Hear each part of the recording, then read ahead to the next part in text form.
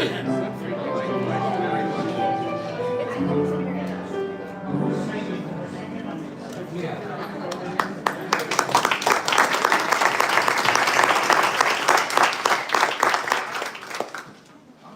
morning. I need a box to stand on. Welcome to the Unitarian Universalist Congregation of the Shenandoah Valley. I'm Marty Saltzman, and I'm a member of the Board of Trustees.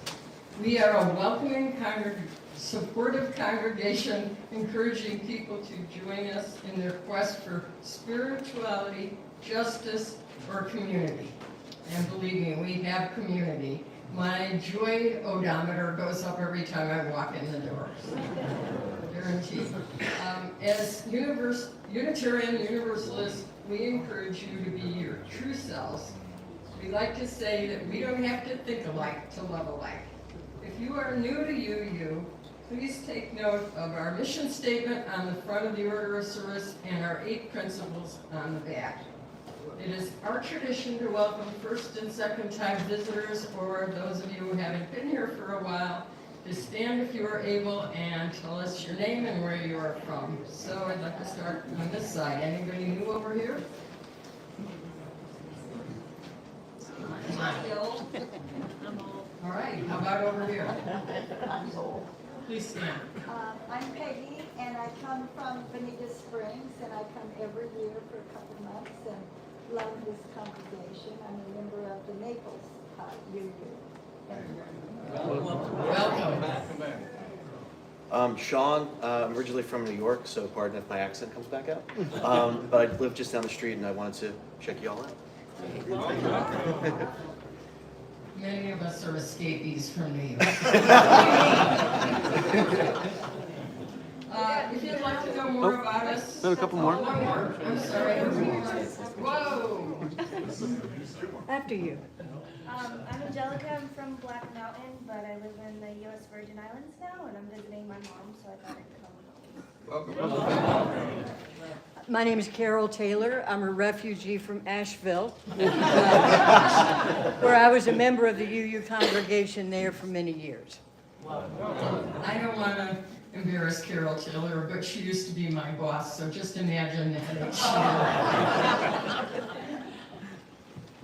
If you'd like to know more about us, there's a white card in the back of the pews or on the table in the foyer. Please fill it out so we can get in touch with you or send you our newsletter if you'd like, and leave it on the table in the front foyer. Okay, where am I? I would like to read our land statement. UUCSB acknowledges with respect that the land we are on today is the ancestral home of the Cherokee and other indigenous people. The Cherokee, through stewardship, understanding, and conservation, survived and thrived in this land. We acknowledge their enduring connection to their homeland. And now, this is the hard part. Let our service begin.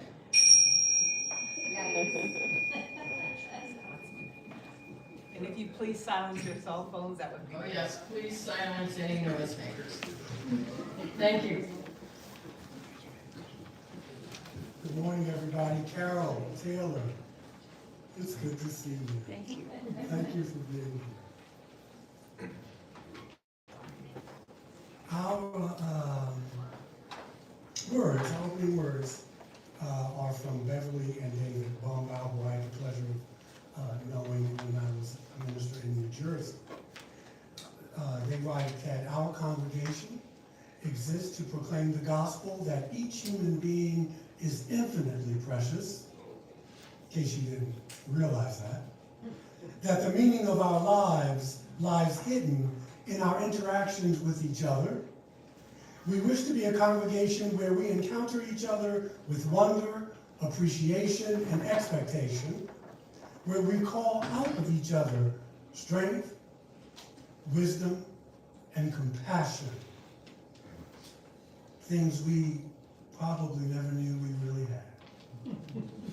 Thank you. Please rise as you are willing and able and join in hymn number 39 instead of 40. There was a mistake that I made. Number 39, Bring, O Lord, thy music.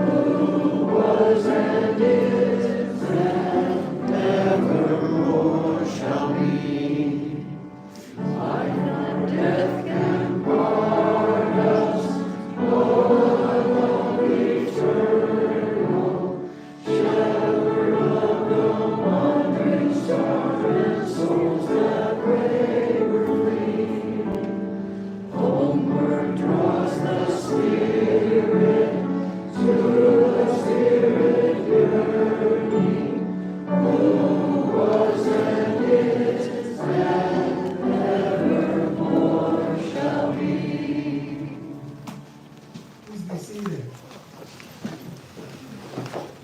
Our responsive reading is from Unitarian Universalist James Kirkup.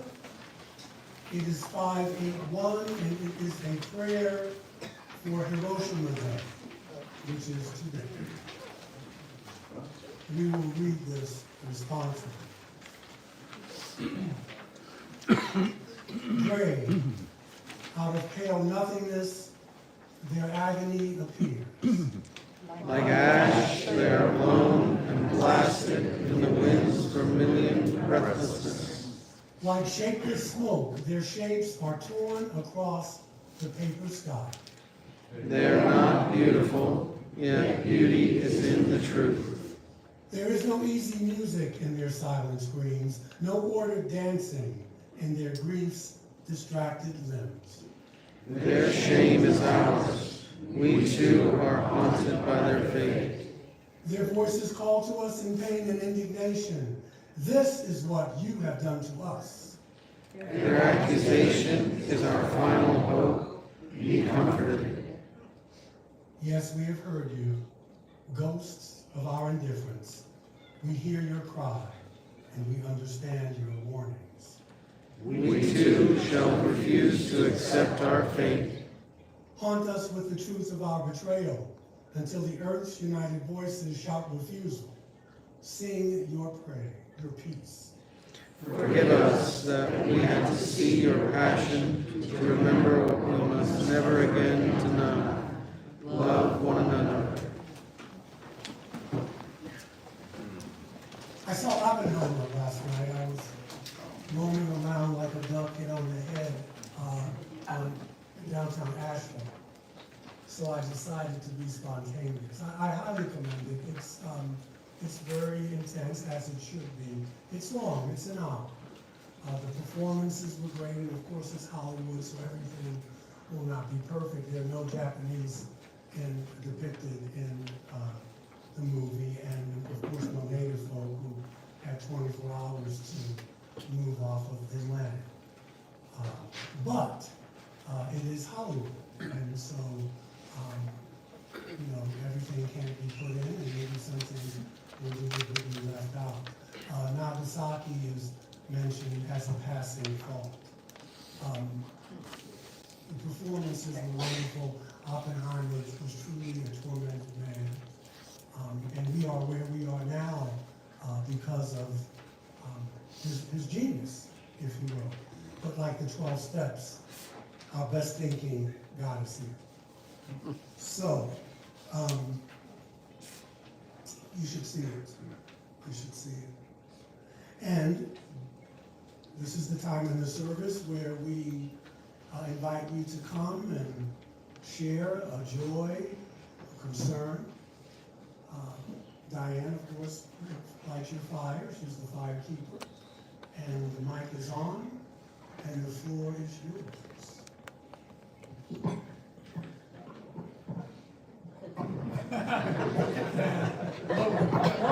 Lower.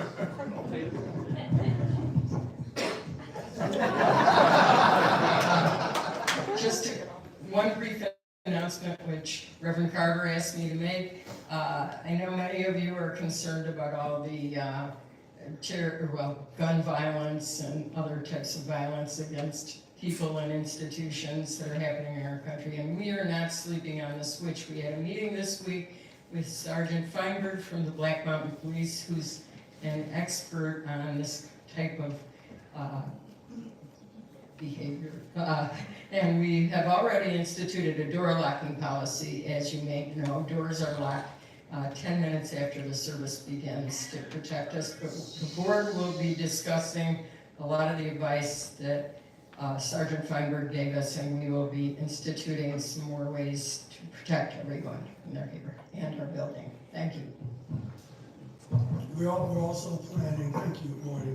And of course, we'll let you know that we may have some drills, so we know in case of something happening, how to get out of the building as quickly as possible.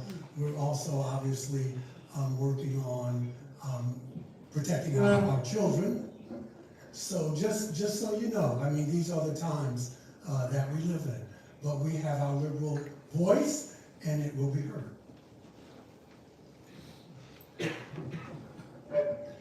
Hi, I'm Larry.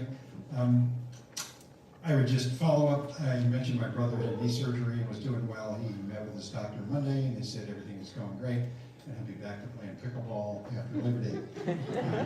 Also, a good friend of ours, Linda Briggs, some of you know her, had a fall. She just recently moved into Marjorie McCune Center where Ann lives, and she had a fall and had several fractures, and she's in the hospital. So keep her in mind.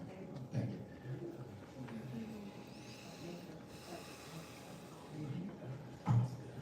Hi everyone, it's nice to be back. It's been about a month since I've been here. I was on vacation. I went to San Diego and Baja and just ate, drank, and was merry and relaxed and recreated. It was so fun. And so that's the positive. And the request for holding someone in prayer is that I have one of my dear friends. She's just gone through, really she's having to come to terms with just her physical body. She had breast implants, and then they started leaking into her body, and she had to have major surgery to have it all removed and fixed. And it's just been very traumatizing to her, on top of an aging father who's 93, and the whole family's just exhausted from taking care of him, and he just is oblivious. And they're trying to get him into care, and he's just very resistant. And so if you could all hold prayers, not willful prayers where you direct what's going to happen, prayers of what is the highest good for him, for their family, for her, and their healing. I really appreciate that. Thank you so much.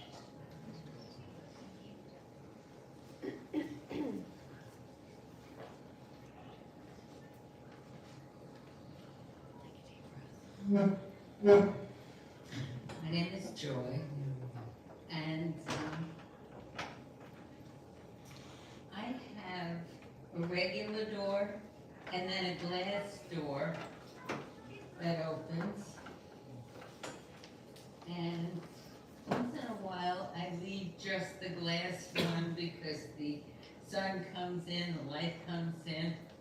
At any rate, I'm in the house, and all of a sudden, my dog at the glass door is barking and very shaken, which is not like her at all. So I come running up behind her. And there's a bear walking on the street. And who could wonder?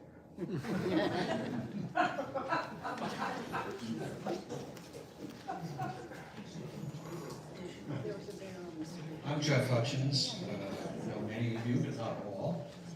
I'm here in part today because I read that we were going to be talking about hell, and I thought I could get some travel tips.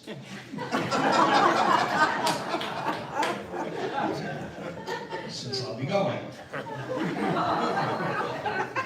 But actually, on a serious and sad note, I want to honor the life of Doug Barch, who was a Unitarian who joined the UU Church of the North Hills in Pittsburgh on the sign of the membership book at the same day, same time as I did in 1992.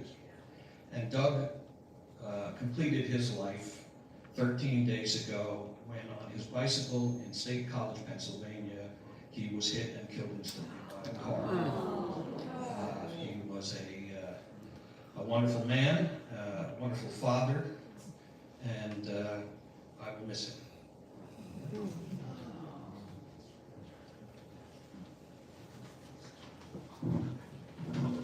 I'm Andy, and I had my birthday the other day. I turned 70, which was really wonderful. Happy birthday. And one of my friends in Raleigh sent me a card the next day and said, "Oh damn, I always forget which exact day your birthday is." And so, and I know this is not supposed to be too political, but I said to her, "From now on, you can always remember my birthday being August 1st because it will in the future be known as indictment."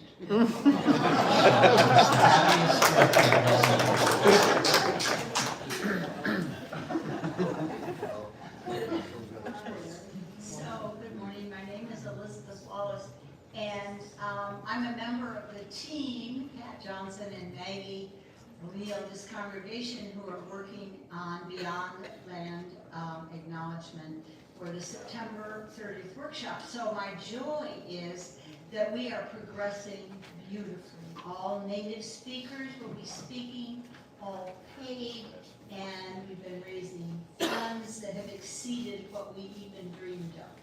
And we'll be able to use that for continuing this kind of thing. So along with that, the Grail Movie Theater this week is showing a film that we're encouraging people to see called Lakota Tribe versus the United States Government, a documentary. And so if you type in Grail Movie Theater, you'll see the times for that. Thank you.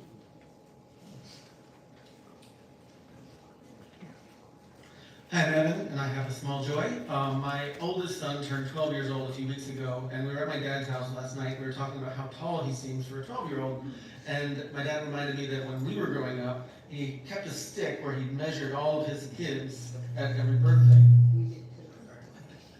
And so we pulled that old stick out, and we looked at him versus where I was when I was 12 years old, and he is a full head taller than I was.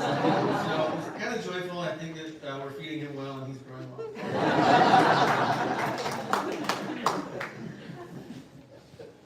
I'm going to invite you to sing Happy Birthday. Ready? Ready? Happy birthday to you. Happy birthday to you. Happy birthday, dear Andy. Happy birthday to you.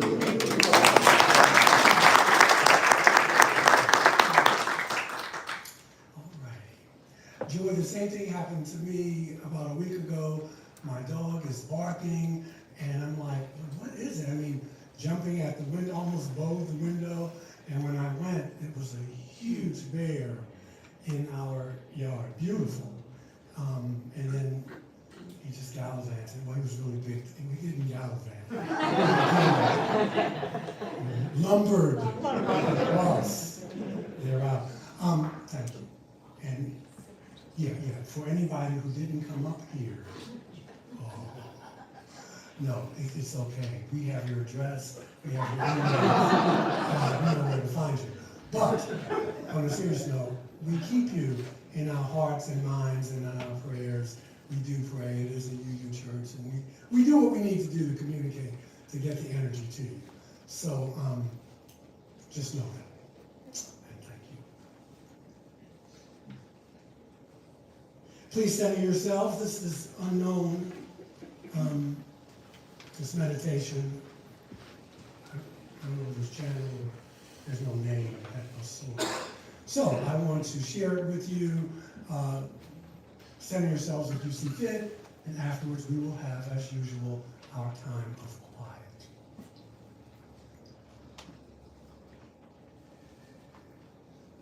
Between the morning and the night of our desires, between our ideals and our accomplishments, we would pause to reflect on the meaning of our life, and especially on the meaning of our own lives. May we have the wisdom to see that only a few things bear the mark of the eternal.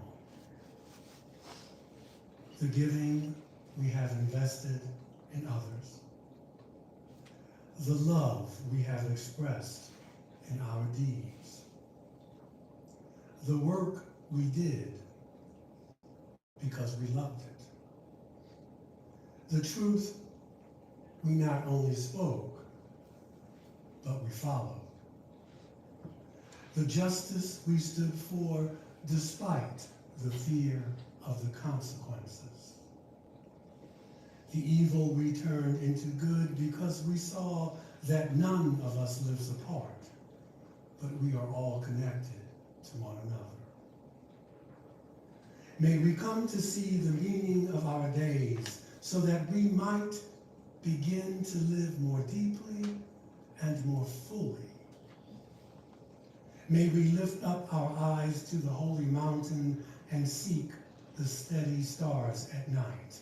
And in the quiet of the next few moments, let us think on these things. For by the meditation of our hearts and the reflection of our minds, may we be lifted up in higher resolve and even greater commitment. And now, for this brief moment, while our minds are indeed one, I leave you with the eloquence of silence.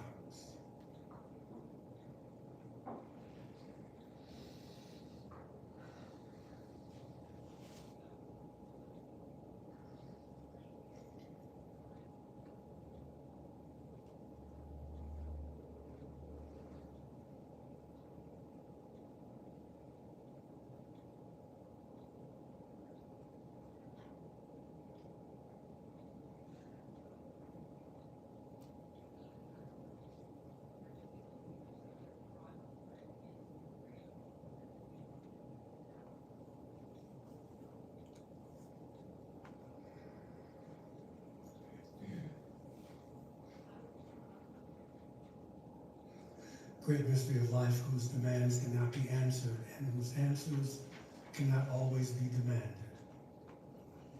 We thank you. Amen. The Prophet Muhammad reminds us that none of us can desire for our neighbors anything different than what we desire of ourselves. So in that spirit, we now collect this morning's offering.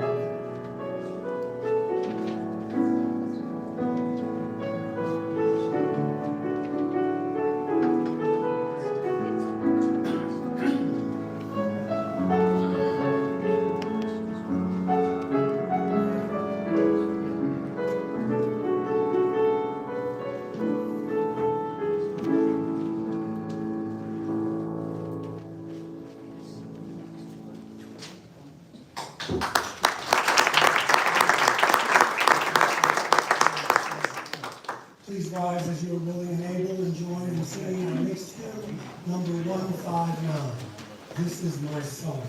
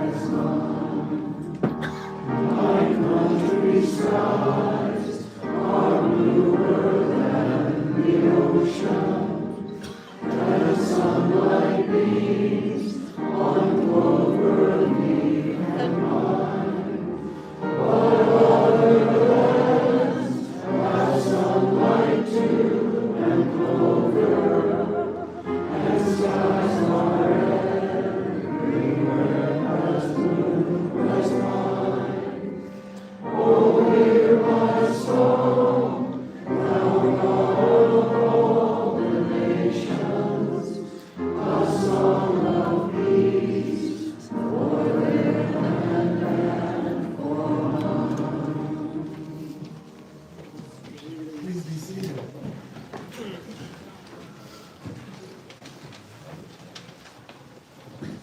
I've always wanted to write something about this day since I've become a Unitarian Universalist minister, but usually I am off the second Sunday of the month.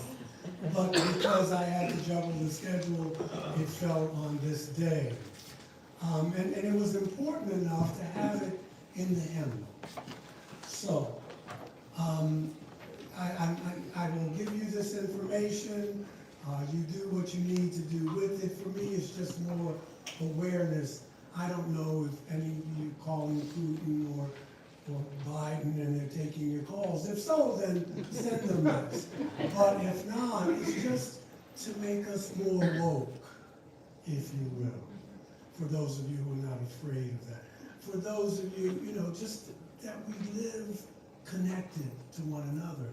And there's some things that we shouldn't do ever again. Ever again.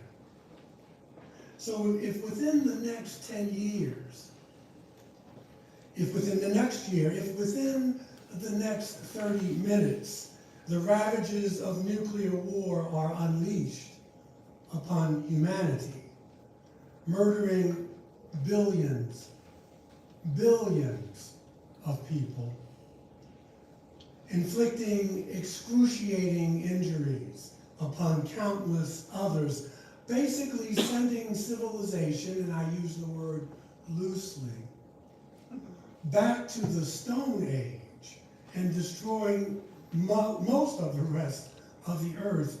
I just want you to know that it won't have happened without much warning. The first warning was the worst. August 6, 1945, a United States Boeing B-29 bomber dropped an atomic bomb on the Japanese city called Hiroshima, instantly killing over 70,000 people, mostly civilian, which is a war crime. Children, women, and men. For overkill, 3 days later, on August 9th, 1945, the United States dropped a second atomic bomb, this time on the Japanese city of Nagasaki, killing at least 60,000 people, mostly civilian. One of the survivors of the ordnance that was dropped on Hiroshima, Tsuneo Tsubi, said that he had experienced at the age of 20 years young a living hell on earth, thus my sermon title. He was 20 years old when the bomb was dropped on his country. He died in 2016 at the age of 96. Mr. Tsubi spent decades of his life researching the American POWs who were killed when the bomb was dropped. Since then, 8 additional nations have acquired nuclear weapons. Russia, China, the United Kingdom, France, India, Pakistan, Israel, and North Korea. It's a neat little club people want to be a member of. When one stops to think about the tensions already between India and Pakistan, between Israel and Iran, and especially between the US and China, the US and Russia, the US and North Korea, the chances of nuclear war are dangerously real. Even more real, even more dangerous because of the Russian-Ukrainian NATO war, because this is a proxy war between the superpowers. And President Putin's subsequent decision to put Russia's nuclear forces on high alert. In a speech from Moscow, Mr. Putin said that the 2020s are the most dangerous decade since the end of World War II. And so just for those of you who want to blame Trump for everything that's wrong with the American system, because he's only a symptom of it, let me remind you that a verbal promise is never worth the paper it's written on. But NATO promised Putin that we would never flank him. Russia's already nervous because of World War II. This does not excuse Putin for going into a sovereign country, but you don't poke bears. And so we flank him, and now this is what we get. There's always, in war, the first casualty is always the truth, isn't it? And our news media will not unpack that, but do the research. Both the United States and Russia, who together possess over 90% of the world's nuclear weapons, each have hundreds of nuclear warheads aimed at each other. Have you ever seen that meme? It's 2 extraterrestrials and talking about life on this planet, and one of them says, are they intelligent? And the other one says, no, they have nuclear warheads aimed at one another. And what's even worse, the weapons of mass destruction are programmed at launch ready alert, otherwise known as hair trigger alert, meaning they are fully armed of a perceived nuclear attack. Furthermore, the risk of misinterpreted information or system failure could lead to accidental nuclear war. And if you've done some research or if you've read about this, there have been several times in history, especially around the Cuban Missile Crisis, when we have come this close to nuclear war. One incident where a Russian submarine commander refused to follow the order to launch on the United States of America. If he had decided to obey the fatherland, we would probably not even be here, but if we were, we'd be glowing in the dark. The world has already experienced several close calls. It is long overdue for us to realize that this is dangerously close. And you can't wrap your mind around it. I'm not saying you should think about it all the time. It would make you hug your loved ones a little tighter. It would make you aware of your own mortality, because this can happen. This is not Mickey Mouse. All of the nuclear-armed states are increasing or upgrading their arsenals, and most are sharpening their rhetoric. I forget the brother's name. He's the ex-president of Russia, but every 2 or 3 weeks when I'm scanning the geopolitical situations, oh, we're going to use them, we're going to use them, we're going to use them. If we don't get land back from Ukraine, we're going to lose, we're going to use them. And it's that kind of thinking. And even in our own government, which is now mostly run by military people and civilian posts, it's madness. This is madness. All of our nuclear-armed states are increasing their arsenals, their rhetoric, and their military strategies. But there is some good news. There is an optimistic milestone to celebrate. Last year in July 7, 2022, the United Nations Treaty on the Prohibition of Nuclear Weapons celebrated its 5th anniversary. Did you know that? In just 5 years, 86 countries have signed the treaty, and 66 have ratified it, making nuclear weapons completely illegal under international law. Now, although none of the 9 nuclear powers have signed this highly moral, sane treaty, as more nations sign and ratify, pressure will increasingly mount on the United States to do the right thing. Hopefully. Remember, Winston Churchill said that you can always count on Americans doing the right thing after they've exhausted all other options. In his 2019 address at the Peace Memorial in Hiroshima, Pope Francis declared the use of atomic energy for purposes of war is immoral, just as the possessing of nuclear weapons is immoral. How can we speak of peace even as we build terrifying weapons of war? So let's go a bit deeper. We will talk about Brother Oppenheimer, sometimes referred to as the father of the atomic bomb. He was a vocal opponent of nuclear armament in the latter half of his life. He did not regret using atomic weapons on Japan, but he wanted to use them against Germany, but Germany had the good sense to surrender.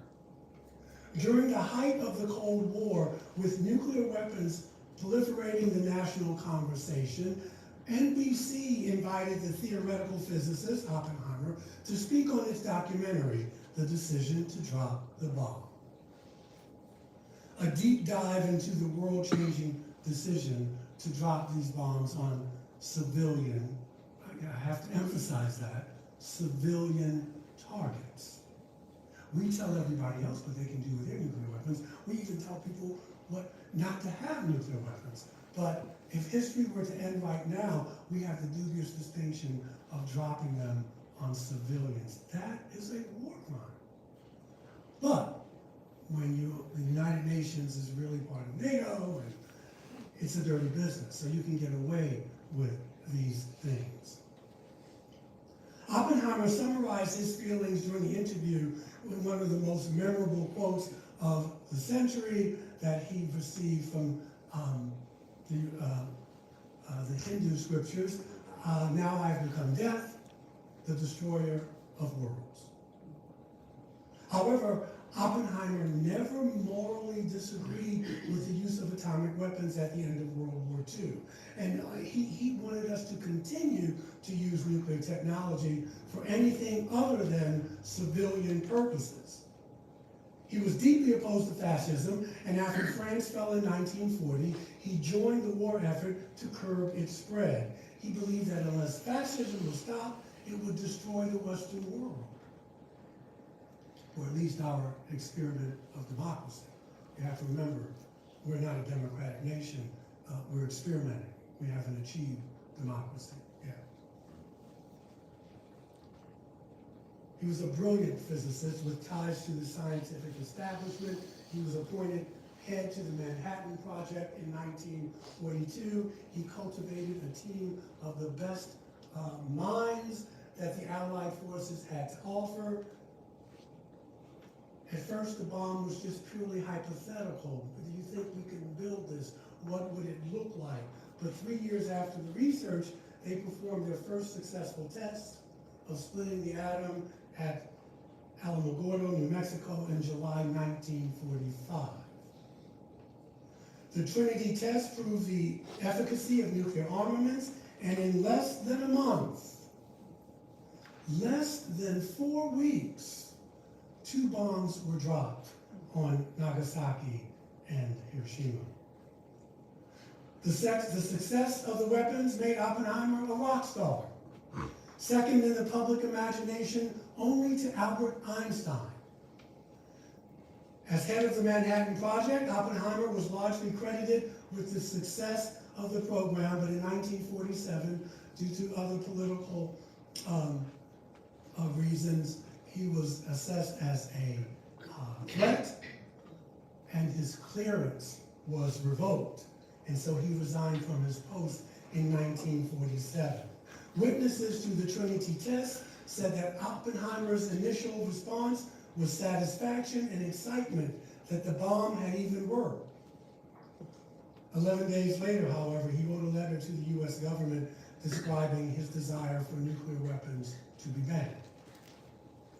In the following months, he would tell President Harry Truman, "I have blood on my hands." Though in some accounts of the story, he told Truman, "We have blood on our hands."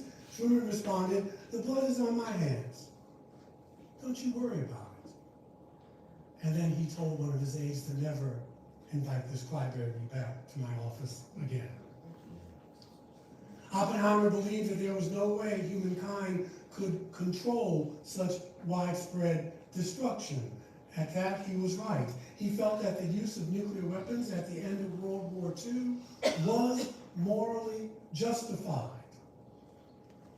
But it was the continued development of the deadly technology that made him feel his hands were stained with blood. And so as father of the atomic bomb, it was his technology, because you can't put the genie back into the bottle. It was his weapons who would raise cities, his weapons that had the potential to be used by the very groups he had developed to destroy them. So let's look at the reasons for not dropping the bomb. You know the argument that it would have shortened the war and would have saved countless armed forces' lives for the U.S. and our allies. But now we realize that that may not have been true. Argument number one is that the bomb was made for defense only. The fear at the time was that Germany was going to have an atomic bomb, Hitler was not in his right mind, and the United States, we were just sitting idle. Now, although World War II had not yet started, Germany was clearly a threat, and if the Germans had a monopoly on the atomic bomb, it could be deployed against anyone, including the United States, without warning. So Albert Einstein stated this because of his celebrity. He had access to the president. He produced a letter to Roosevelt informing him of the situation. So then we have the Manhattan Project. As far as reasons go against dropping the bomb opponents argue that it should have been or was built as a defensive weapon, not an offensive one. It was intended to be a deterrent, to make Germany or any other enemy think twice before using such a weapon against us. Number two, dropping the bomb was illegal. America presents itself to the world as a model of human rights. The U.S. should aspire to at least meet the basic code of conduct agreed to by the rest of the civilized world. Others may also point out that nuclear weapons were not specifically outlawed because they didn't exist. But as a weapon of mass destruction, they most certainly would have been. Reason number 3, the use of the atomic bombs was racially motivated. Opponents of President Truman's decision to use the atomic bomb argued that racism played an important role in the decision.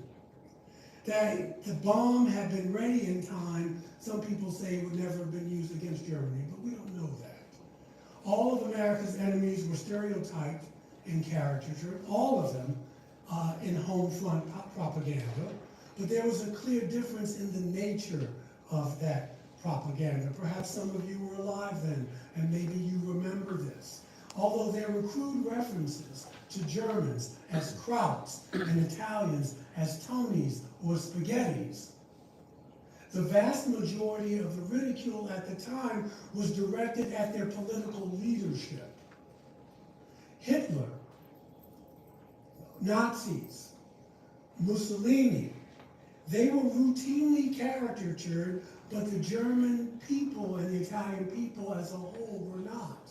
Remember, the German POWs were treated better than African American troops during World War II. By contrast, anti-Japanese racism in American society targeted the Japanese as a race of people and demonstrated a level of hatred comparable with the Nazi anti-Jewish propaganda. You must also remember that Hitler and the Nazis used how we treated African Americans here in some of, for their final solution. Hitler loved the way we had treated the Native Americans and could not understand why African Americans were not treated the same way. Read it. I did a sermon on this 2 years ago. But read it, don't take my word for it.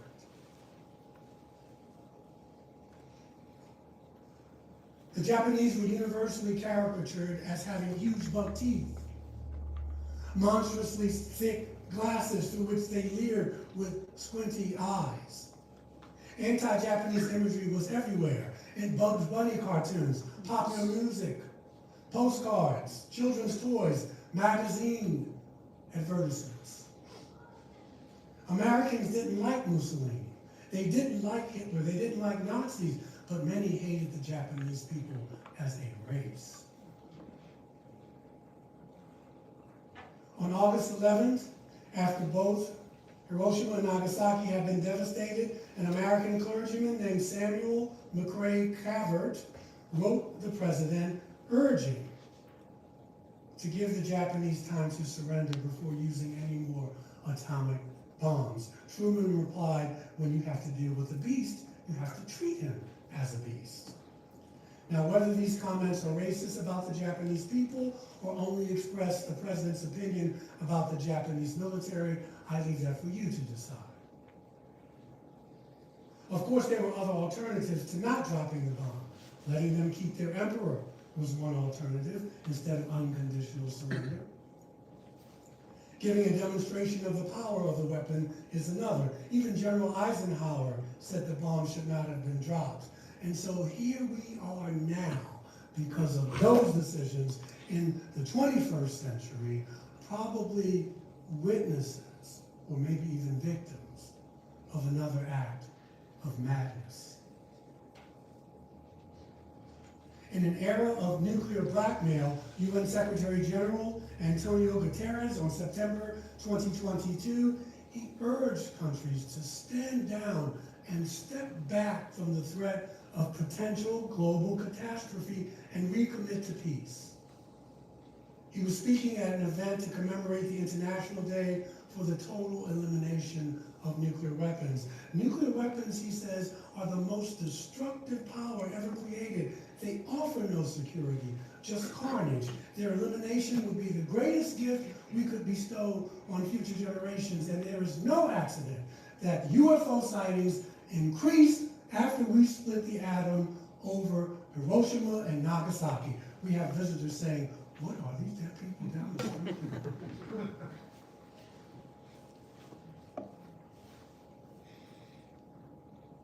So our actions reverberate in other dimensions and to other civilizations, and we don't see that.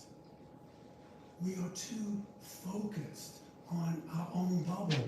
At the same time, at the same event, like a terrorist spoke, the president of the UN General Assembly, Kasaba Kurosi, was frank in his remarks, stating that the war in Ukraine has raised incredible risk of nuclear disaster. He says, I am particularly appalled by the recurring thinly veiled threats of nuclear strikes, tactical strikes. There's no such thing as smart bombs. There's no such thing as a tactical use. It's like jumbo shrimp. There's no, yes, thank you. It's like peacekeeping missiles. Missiles don't, it's insanity.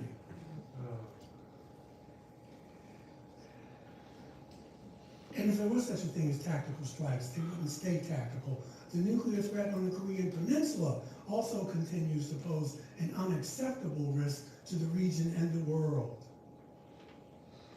The doomsday clock, the hands of the doomsday clock of the Bulletin of the Atomic Scientists, established in 1946, now stands at 100 seconds to midnight, the most dangerous setting in history.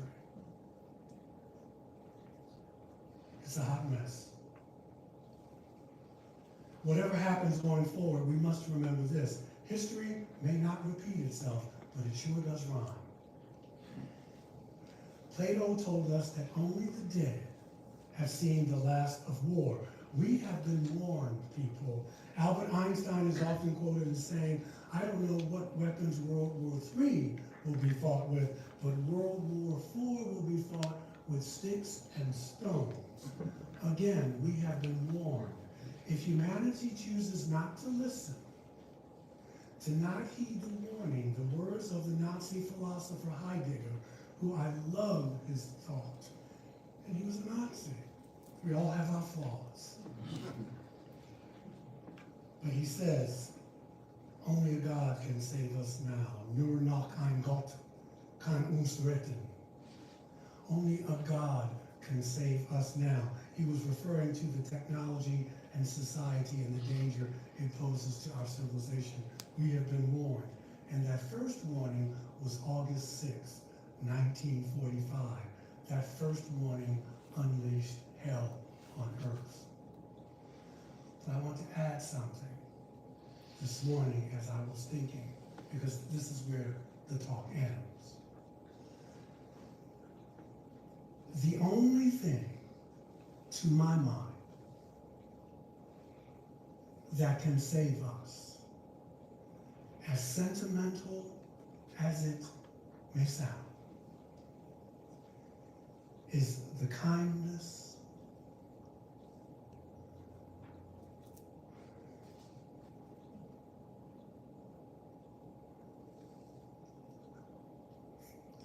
the tenderness, the graciousness, and the love that we feel for each other.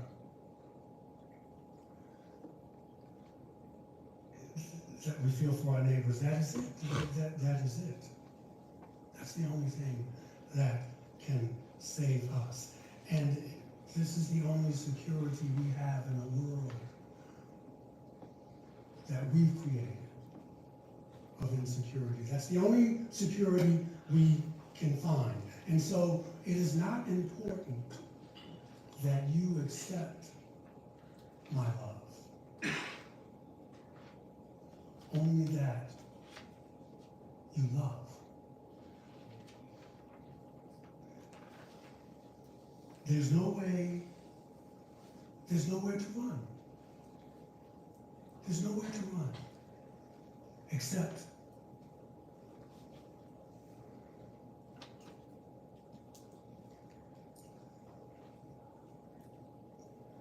maybe into another's heart.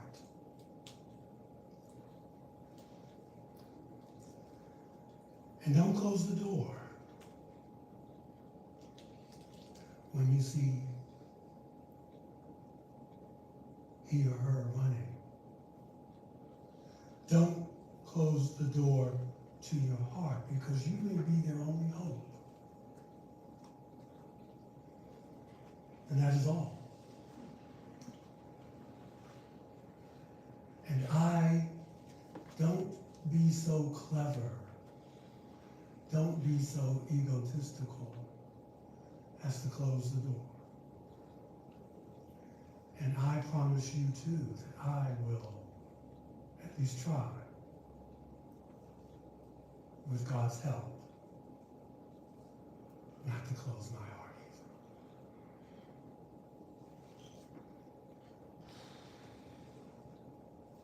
All right, let's go home.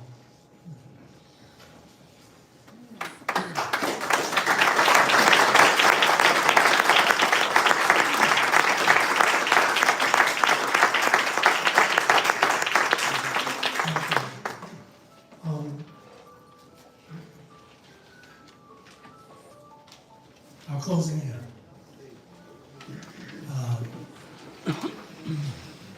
162.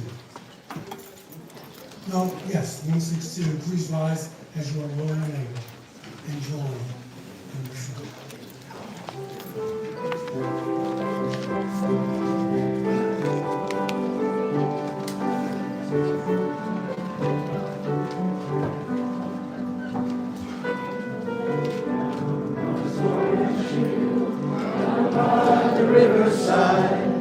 Down by the riverside, down by the riverside, gonna lay down my sword and shield.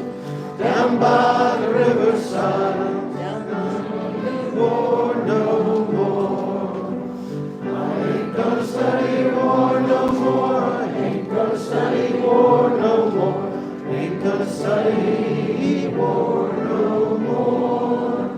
I ain't gonna study war no more. Ain't gonna study war no more. Ain't gonna study war no more.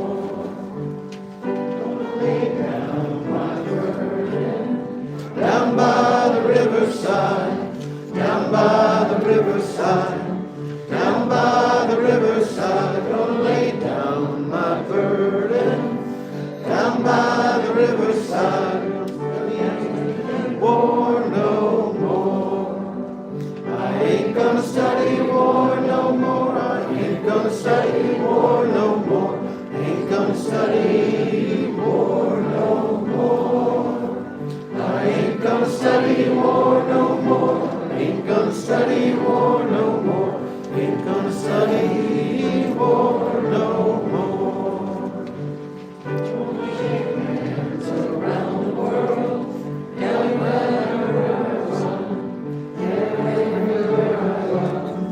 Everywhere I roam, shake hands around the world. Everywhere I roam, study war no more. I ain't gonna study war no more. I ain't gonna study war no more. Ain't gonna study war no more. I ain't gonna study war no more. Ain't gonna study war no more. Ain't gonna study war no more.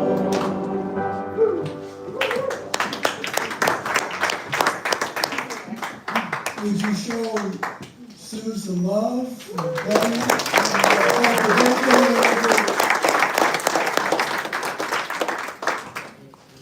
Should the voyage of life bear us on separate courses, forget not that the same stars shine over us, that we are warmed by the same sun, that we belong to the same human family, and that the same ideal stirs within our hearts while we are absent from one another.